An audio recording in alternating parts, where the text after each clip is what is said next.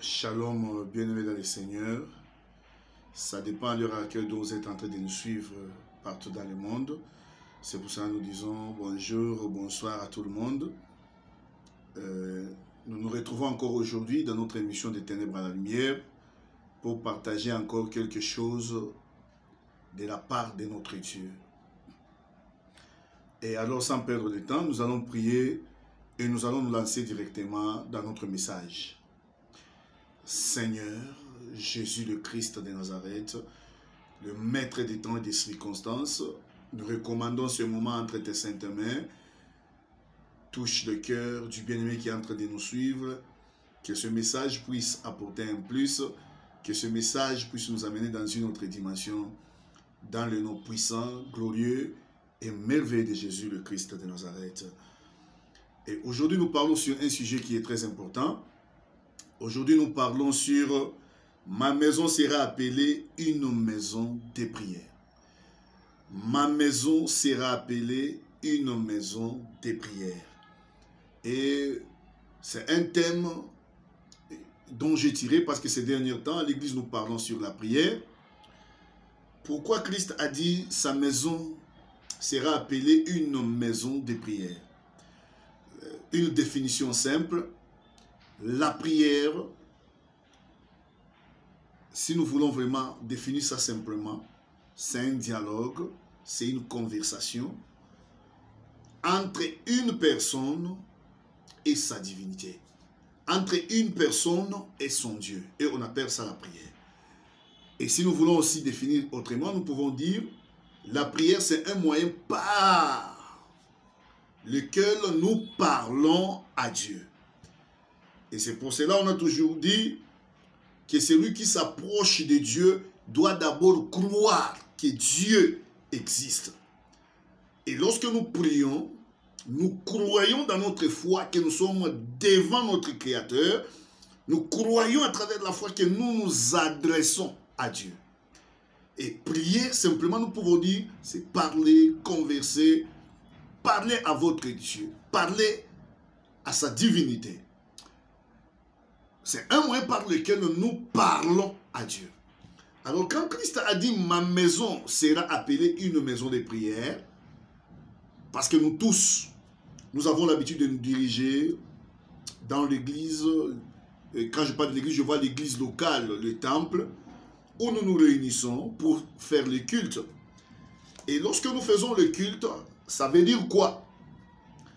C'est un moment choisi pour rendre l'honneur à son Dieu, pour rendre son adoration. C'est un moment spécial où le peuple communie avec leur Dieu. Et Christ a dit, ma maison sera une maison de prière.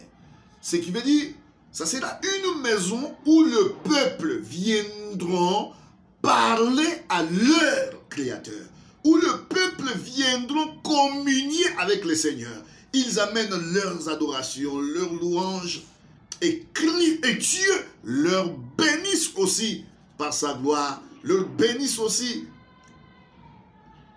diversement. Et Christ a dit, ma maison sera appelée une maison de prière. Ce qui veut dire une maison, un endroit où mon peuple se réunira, où mon peuple va commencer à s'assembler pour communier, pour parler à leur Dieu. Et nous allons prendre, pour commencer, Matthieu 21, 10 à 13. Nous y sommes et nous lisons au nom du Très-Haut. Lorsqu'il entra dans Jérusalem, toute la ville fut émue, et l'on disait, qui est celui-ci? La foule répondait, c'est Jésus, le prophète de Nazareth en Galilée. Jésus entra dans le temple de Dieu, il chassa tous ceux qui vendaient et qui achetaient dans le temple. Il renversa les tables des changeurs et les sièges des vendeurs de pigeons. Et il leur dit, il est écrit, ma maison sera appelée une maison de prière, mais vous, vous en faites une caverne de voleurs. Vous voyez ici, Christ s'est dirigé dans le temple avec l'intention d'aller partager la parole de Dieu, d'aller communier avec Dieu. Mais lorsqu'il arrive dans le temple, il trouva que le temple était transformé en un lieu de commerce, où il y avait des vendeurs qui venaient pour vendre, mais non pas pour communier avec Dieu. Où il y avait des vendeurs qui ne venaient pas pour adorer, ni pour écouter ce qui est la parole de Dieu, mais qui venaient pour vendre, ce qui veut dire un lieu de commerce. Et dans les commerces, chacun voit son intérêt, personne ne voit l'intérêt de l'autre. Un commerçant, c'est une personne qui n'accepte pas de perdre. C'est une personne qui voit que l'avantage, que le profit dont il va gagner pour son propre intérêt et non pas pour l'autre. Et Christ a remarqué que le temple était transformé. Les gens y venaient pas pour communier avec Dieu. Les gens y venaient pas pour adorer Dieu. Mais les gens y venaient pour vendre. Ce qui veut dire les sacrificateurs avaient transformé le temple en un marché où les gens y venaient pour vendre. Et ils avaient transformé ça. Comment? Comme un endroit de faire leur vente, un endroit de faire leurs échanges commerciaux. Ça veut dire quoi en Israël? Si vous lisez, vous avez la Bible, vous pouvez lire dans Luc 2, 24, ou vous allez lire encore dans Lévitique 12, 8. Vous pouvez lire même dans Lévitique 14, 22. Et à chaque fois, il y avait une personne qui venait pour se purifier. Par exemple, peut-être c'était une femme qui avait mis au monde, après avoir respecté le nombre de jours qui était bien précis, la femme devait venir présenter l'enfant à l'église et cela devait se faire accompagner des offrandes de pigeons ou bien des tourterelles. Et qu'est-ce qui s'est passé? Il y avait ceux qui avaient péché par exemple. Ils devaient venir avec un animal pour leur expiation, pour se purifier. Et qu'est-ce que ces sacrificateurs avaient fait? Ils avaient entretenu, organisé un commerce. Je m'imagine par exemple, ils avaient récupéré leurs frères, leurs connaissances, et ils leur avaient dit, vous allez commencer à vendre dans ces lieux. Pour tout celui qui viendra pour l'expiation de ses péchés, pour tout celui qui viendra pour se purifier, lorsqu'ils auront besoin d'acheter les animaux, ou bien d'acheter les oiseaux qui étaient recommandés comme le pigeon, ils pourront acheter à ces gens. Les sacrificateurs, leur cœur était détourné du culte, du service dont ils devaient rendre au Seigneur. Ils voyaient maintenant le profit, l'intérêt, le gens qui devaient venir vendre là-bas. Ce qui veut dire, ils pouvaient même encourager les gens à pécher parce que leur commerce devait avancer. Il y avait des gens qui se donnaient le luxe, pas de venir dans le temple pour adorer, pas de venir dans le temple pour venir prier, pour venir communier avec son Créateur, pour venir parler à son Dieu. Mais les gens y venaient pour vendre ce qu'ils avaient comme marchandise. Et écoutez ce que la Bible dit. Jésus entra dans le temple de Dieu, il chassa tous ceux qui vendaient et qui achetaient dans les temples. Il renversa les tables des changeurs et le siège des vendeurs de pigeons. Ils avaient transformé le temple de Dieu en un marché où ils pouvaient venir pour vendre, pas pour communier, pas pour adorer Dieu, pas pour parler à Dieu. Aujourd'hui, il y a des serviteurs de Dieu. Aujourd'hui, il y a des enfants de Dieu qui confondent l'église de Dieu avec un endroit de faire le commerce. Aujourd'hui, vous voyez des prophètes qui n'ont pas de soucis d'aider le peuple, qui n'ont pas de soucis d'aider les enfants de Dieu. Les pasteurs n'ont pas de soucis d'encadrer le brebis du Seigneur.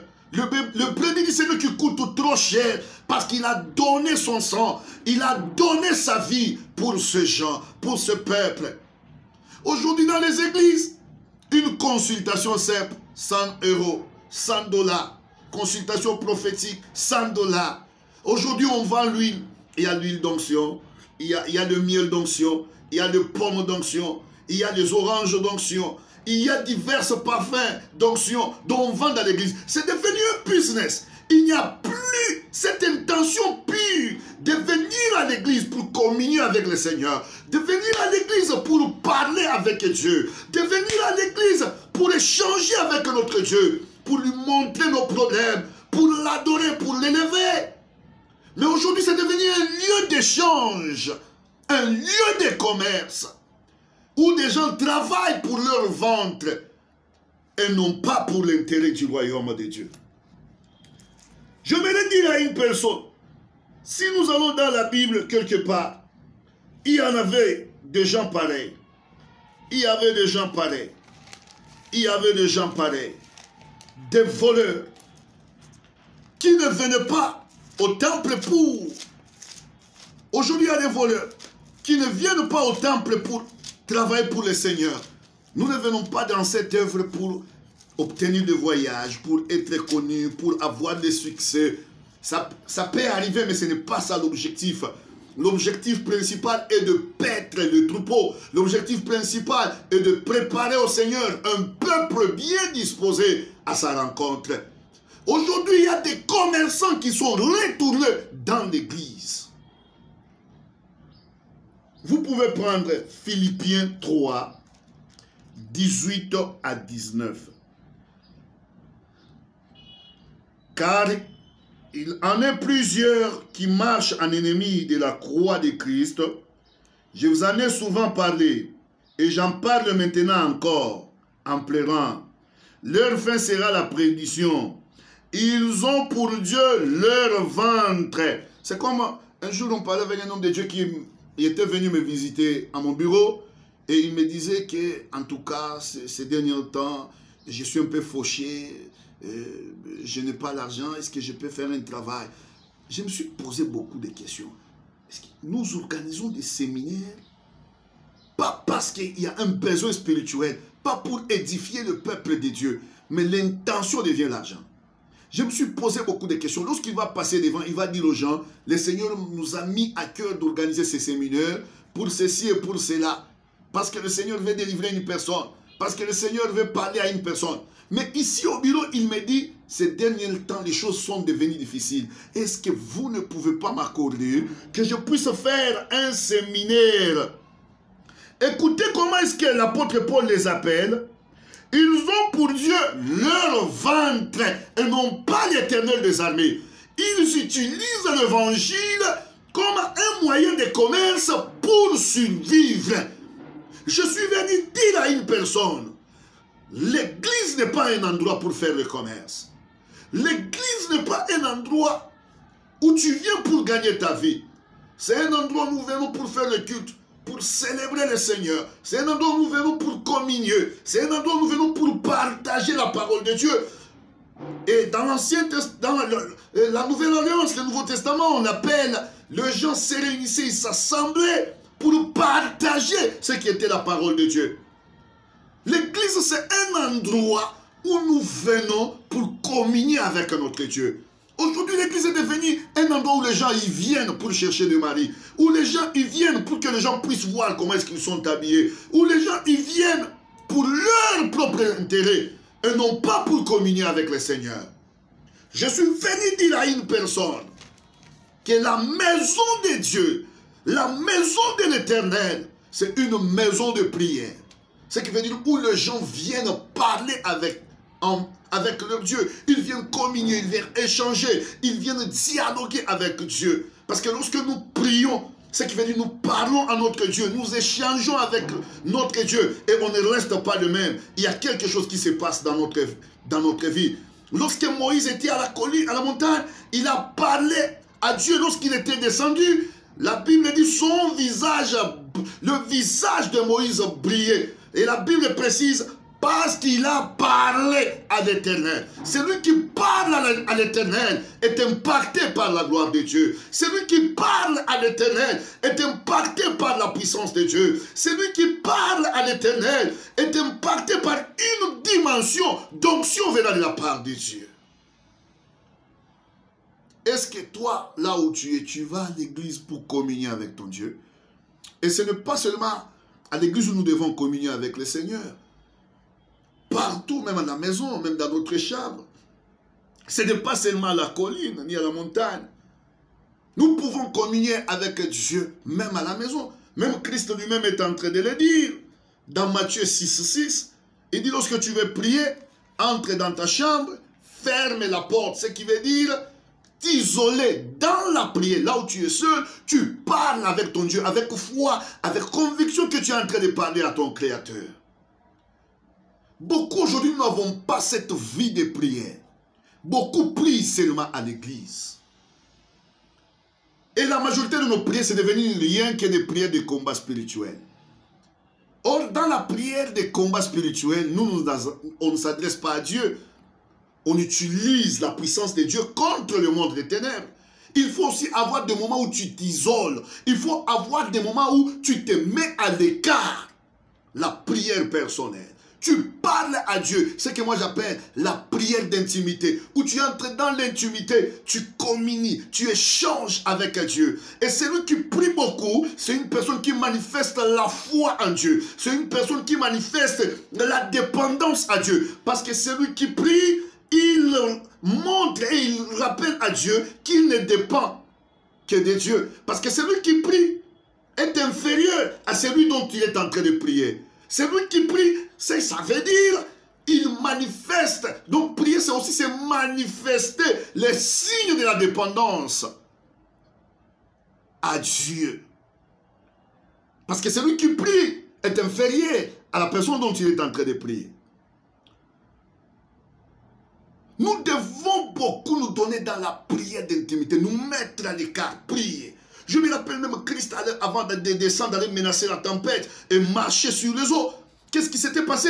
Il avait d'abord fait partie ses disciples en premier. Et la Bible dit, il monta à la montagne, il s'est mis à l'écart. Je vais dire à une personne, tu dois aussi chercher des moments où tu te mets à l'écart pour parler à ton Dieu. Parce que celui qui parle à son Dieu ne demeure pas le même. Il y a des choses qui changent dans sa vie.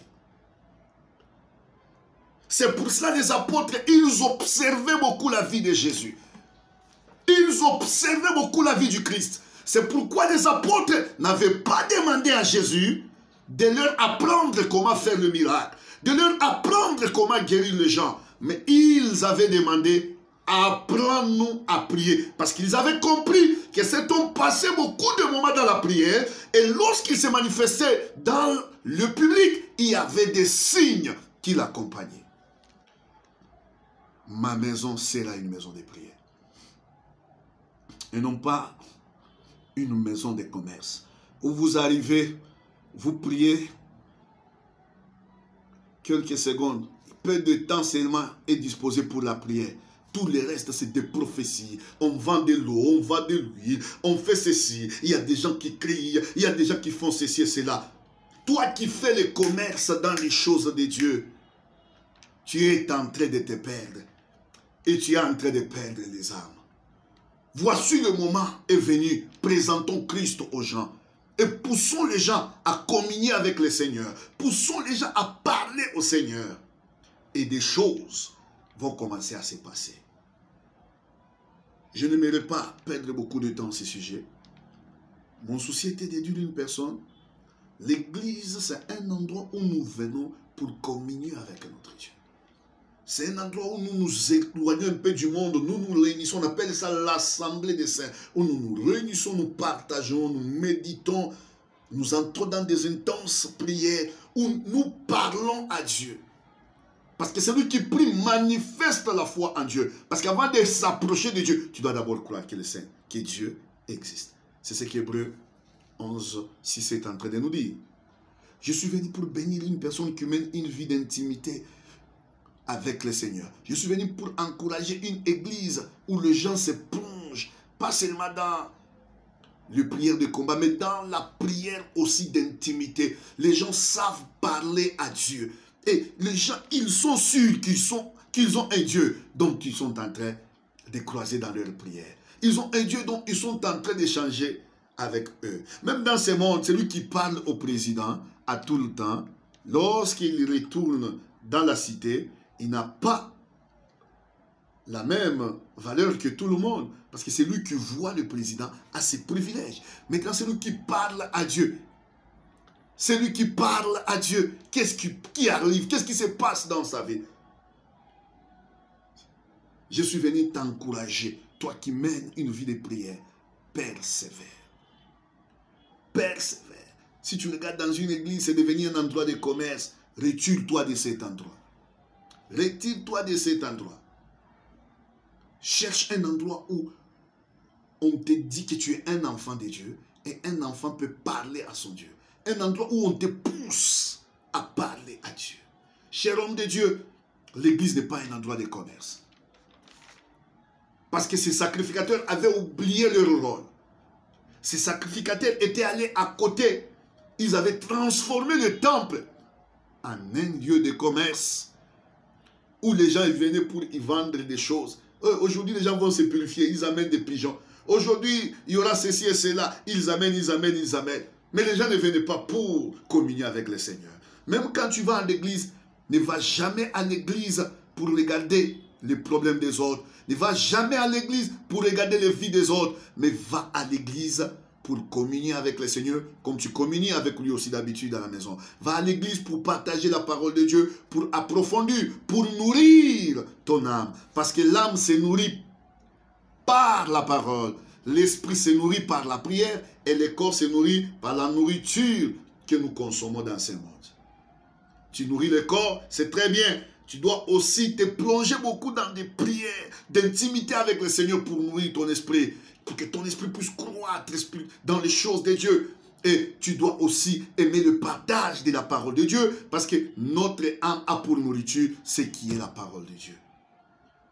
Voilà ce qui doit se passer à l'église. On présente Christ aux gens, on partage la parole de Dieu, nous méditons ensemble, nous faisons des débats, nous éclairons nos zones d'ombre et nous plongeons dans la prière. Dans l'église primitive, les gens venaient de force pour poser des questions. Comment est-ce qu'ils pouvaient améliorer leur vie de prière? Comment est-ce qu'ils pouvaient s'améliorer? Comment est-ce qu'ils pouvaient faire ceci et cela? Le temple était un endroit d'échange de la parole de Dieu, de prière. Christ était touché et il avait chassé ces vendeurs. Il avait renversé les tables. Il avait renversé les tables. Il avait renversé les pigeons. Leurs marchandises étaient dispersées. Je suis venu bénir une personne, toi qui m'as suivi. Que le Seigneur puisse te bénir. Que cette exhortation puisse apporter un plus dans ta vie. Au nom de Jésus le Christ de Nazareth, je recommande ce moment de tes saintes mains. Que ta grâce soit manifeste. Au nom de Jésus le Christ.